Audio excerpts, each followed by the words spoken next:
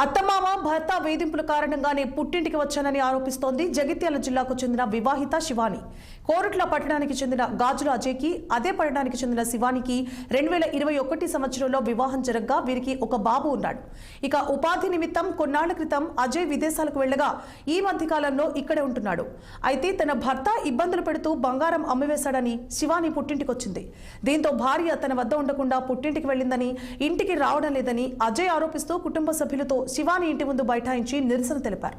ఇక విషయం తెలుసుకున్న పోలీసులు సంఘటనా స్థలాన్ని చేరుకొని సమస్యను పరిష్కరించే ప్రయత్నం చేశారు.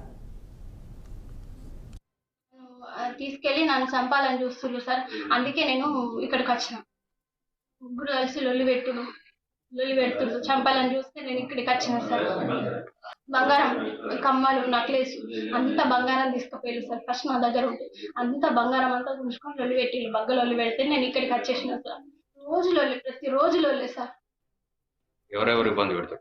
మా అత్తమ్మ, మా మామయ్య, మా ఆయన. వీళ్ళు ఒకసారి అంటారు, నువ్వు అత్తమ్మ మామయ్య అని పిలుస్తలేవట అని చెప్పి వాళ్ళు ఏదో ఒకటి ఎప్పుడు మళ్ళీ నెక్స్ట్ డే లొల్లి ఇదే నడుస్తుంది సార్. మేము కలిసి ఉన్నదన్నది లేదు ఇక్కడ.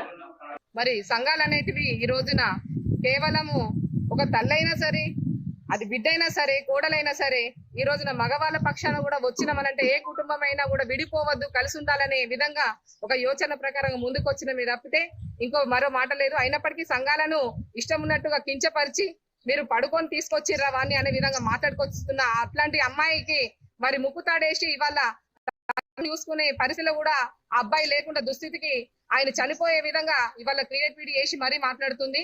మామని కూడా హింసించడము, ఆయన ఇగ్గిండని చెప్పడము గమనార్హం. ఇటువంటి విషయాలను మేము ఖండిస్తున్నాం.